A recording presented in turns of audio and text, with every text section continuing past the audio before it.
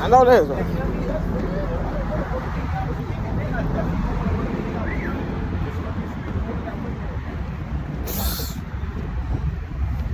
Y'all, so everywhere you go, you hear people complaining about fucking working so hard, working fucking 40, 50, 60, even shit. He said 80 hours a week. And then spending all your money on rent. Yeah, that shit is for the birds. But that's not even what this video was about. I wanted to bring y'all a really quick video because I don't want to be sitting up here sounding like I'm complaining, but I am a very, how do you say? The thing I used to love about science is trial and error type shit, or just observation and analysis. You feel me? So this is an analysis that I have made over the last, I don't know, maybe 25, 30 years at this point. And I realized even where this stems from. And I think about Oprah. And my grandma raised me to really look up to like people like Oprah. What's that lady name? Joyce Myers. Women like that, because they always gave us the backstory that they were molested when they were young. Joyce Myers was molested by her own father, supposedly. And then Oprah, who said she was molested by damn near every man in her family, which we actually find out because she has a cousin of hers who came out and said that that is a bold-faced ass lie. Oprah was not abused or raped or molested by anybody in her family. She didn't even grow up poor. She grew up just like me in a upper middle class neighborhood. And she basically lied about that entire story just to gain the popularity, the empathy, and the compassion, playing on women's, and not just women, but anybody who's been abused, heartstrings. That's literally what she did. Not only that, y'all, I'm gonna take this a step further, because this is what I have noticed, and even from my own personal experience of like dating a lighter skinned female than what I am, being raised by a lighter skinned female than what I am, and shit, even coming out of a cooch that was a red bone. This is what I have, my synopsis has shown me. So if we can think back to the movie The Color Purple, Celie and her sister were literally good girls. Their father died, and of course back then they literally got sold to like the highest bidder type shit, right? So Celie and her sister got sold, but Mr. really did not want Celie. He wanted the sister because she was a pretty dark-skinned girl, so to speak, right? So he didn't want Celie, even though Celie was a virgin. She was a good girl. She couldn't even read, in English. Now that we know that we spoke another language and these bitches just don't even want to tell us what it is, that's a story for another time. It's okay. We already know what it is now. Y'all ain't gotta play that game no more. But anyways, so Celie was a good young girl, very impressionable, very mannerable. It's so crazy that dark-skinned girls get such a bad rap about being so angry, so aggressive. And so just all this stuff, bro, when that's literally not, we are the most sensitive, loving, caring, compassionate, empathetic, wear your heart on your sleeve, gullible and naive at times, creatures that mother has ever created. So the whole rap of who we are is just totally misconstrued. And when people see that angry or pissed off side of us, it's because we literally are at our wits' end and tired of defending ourselves just based off the color of our skin. MLK didn't do shit. I'm sorry. So back to my story. Mr. treated Celie terribly. We all know what that man did to that girl. And we all know what really happens to a lot of young little dark-skinned girls growing up in a family that they are not protected. Not only are we not protected, people don't even believe us when we try to bring forth the things that have happened to us or what we've experienced.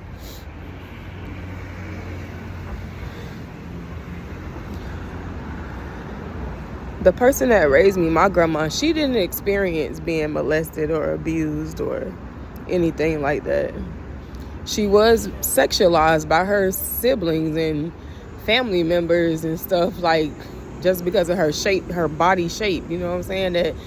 That 26, that 30, what is it? The 34, 26, 36 type, you know what I'm saying? That Coca-Cola shaped bottle. So she was sexualized, but her second sister born to her, my Aunt Lily was abused as a young girl. And I know one time my grandma told me a story that they was finna go to BYU, which was like an indoctrination camp for them or whatever, for church. And my grandma said that my Auntie Lily did not want to sit on this particular person's lap. Like, she just felt uncomfortable. She didn't want to go or whatever. And everybody just said that she was crazy and something was wrong with her. And right before my Aunt Lily passed away, I was actually married. I had married this guy, whatever. And me and the man went to my Aunt Lily's house, right? And my Aunt Lily said to me, she said, "Nobody don't understand you. But I always told you was special. And I understand you. Even if nobody else don't understand you, I understand." And without my aunt even explaining to me what she meant, I knew what she meant when she said that, because everybody knew my heart, my pains and hurts and everything I've been through, because I was raised by a damn Sagittarius that loved to run her mouth, loved to gossip, and she used to say she didn't know how to cope with the things that I had told her or whatever, so she used to talk about it with everybody else, y'all. But anyways, my Aunt Lily was the first person where I ever felt like she actually understood the depth of who I was. I finally had somebody who actually knew what my pain was, because they experienced it. And then my Auntie Lily passed away. At her funeral, her daughters didn't even want me to be. Nobody in my family even wanted me to be at my Aunt Lily's funeral. But instead of them saying that to me, I just look back and see how they was just being so standoffish. Nobody wanted to speak to me. Nobody wanted to say nothing to me. Nobody even congratulated me about getting married. None of that. All they cared about is that this girl is the girl in the family that tells all the business. She's the fucking generational curse breaker. She's the one who's gonna actually stand up to oppression. She's gonna stand up to injustice. She's gonna speak when we don't even want her to. My daddy used to be like, you talk so much, you make folks hate you. You talk too much, you make folks hate you. That's what he used to always tell me. So I take this back to the movie The Color Purple, y'all. And I didn't want to make this video long, but it's going to be a little bit longer than my usual. That's why some of this might not go on TikTok. It probably will just go on YouTube. I might put a snippet on TikTok too. And then put a link for the full video to my YouTube channel. So this brings me back to Joyce Myers. I don't even believe her story. Oprah, her own cousin, debunked her story.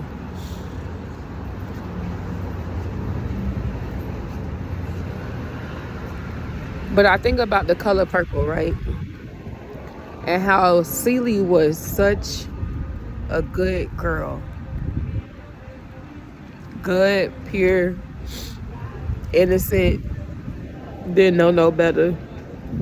People just took advantage of her, misused her.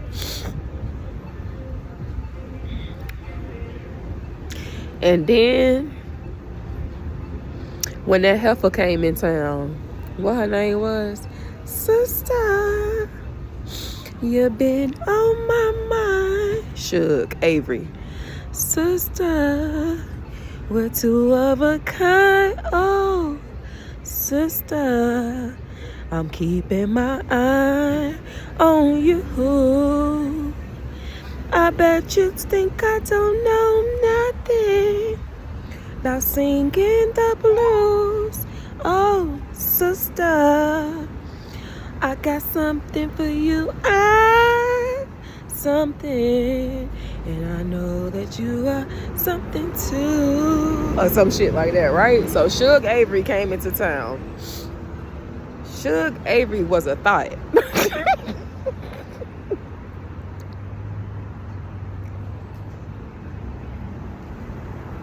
Suge Avery was an eater. And Suge Avery was lighter skinned. But men did not care that Suge Avery was a thought. And people did not care that Suge Avery had the nasty woman's disease. Y'all, I'm gonna bring this shit on home. Because Suge Avery was aesthetically appeasing to the eye. She also was bi. But Suge Avery was a complete and total slut. But all the men wanted her and loved her. Or thought they loved her anyway. Lusted after her. So why did I just go through all of this? It even bring it back home to my own personal experience. I dated a female once. She was very physically appeasing to the eye. I'm not gonna say so much facially. I feel like I got her in the face category. But she was red, like a red bone. That wop bang boom, you know what I'm saying? That hourglass shape, that Coca-Cola bottle. But she was also a Sagittarius, just like my grandma. And I'm assuming, I don't know if Suge Avery was a Sagittarius too, but it seemed like the Sagittarius just give off that vibe or whatever. And they're not always the most intelligent people. However, God did give them a body. He gave them a body. And the bodies I appreciate. I appreciate a nice body. I do not hate on, when I see a fine person in general, I do congratulate that. Because I'm cute, so cute on cute, whatever. So I do appreciate nice bodies in general. Or, pretty people or whatever. But her personality and her attitude was way more disgusting than mine could have ever been. Not only that, she was violent as hell. Like, violent. literally. You feel me? But I mean, so violent. Let me stop. Let me not say but yet. So violent that I had a brand new Toyota Yaris, a 2007 Toyota Yaris when it first came out, actually. Or was it 2008? It might have been 2008. I don't know, 2007, whatever. The bitch was brand new. It had 5 miles on it when I bought it. Somehow, when me and this girl was dating, she thought that my car was her car. She used to just, I would give her the keys and let her use the car, but she would just take advantage of that. So one time I got fed up with her taking my car. She was over there in the hood at her auntie house. So I'm like, bitch, I'm finna walk down the street and go get my motherfucking car from this girl, right? So when I get to my car and I'm trying to get back to the house or whatever. We get into an argument, of course. This girl is literally fighting me about my car. And 2 dudes stopped to help. But do you know who the dudes were trying to help? They wasn't trying to help me, who can't even fight. Look, I'm the first person to say it. I'm not a fighter. I'm a lover. I'm more of a lover than a fighter. It was my car. I wasn't the one even winning the fight. But do y'all know that the dudes stopped to help her and not me? Hey, little mama, hey, Red. Is you okay? Are you okay? Are you okay?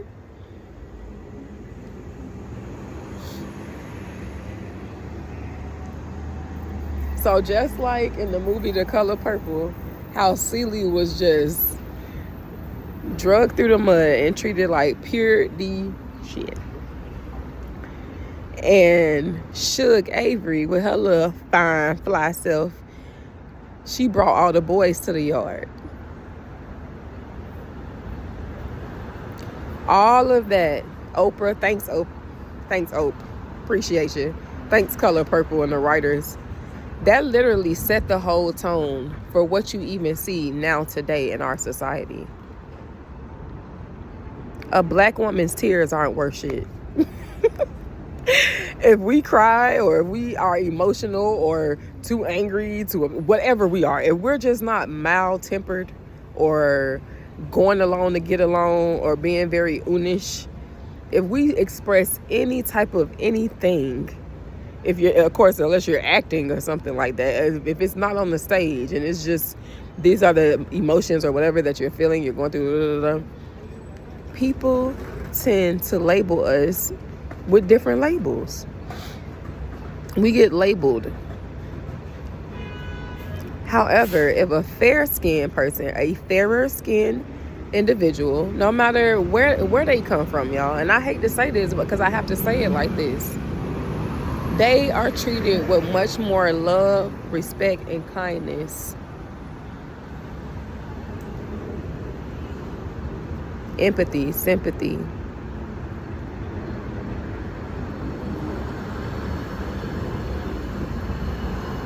And I just think about all the things from that we have been preconditioned to think and to believe and to base our lives upon and create narratives off of.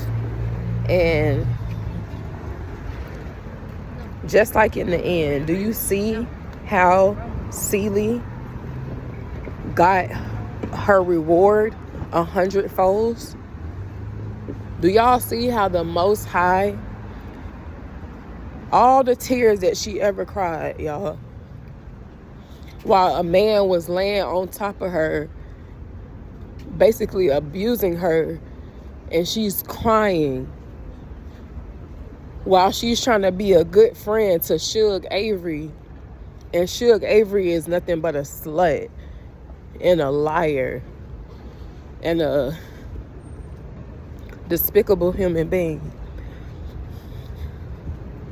It's like people don't care how despicable you are as long as you look good and you're fair skinned. You could be just as despicable as you want to be. But you know what? I'm here to tell everybody that was old earth.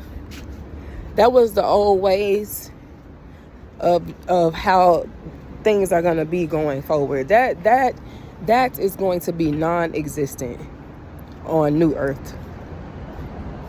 Because we're not standing for that. Everything that the patriarchal system, I don't even know how to say this shit.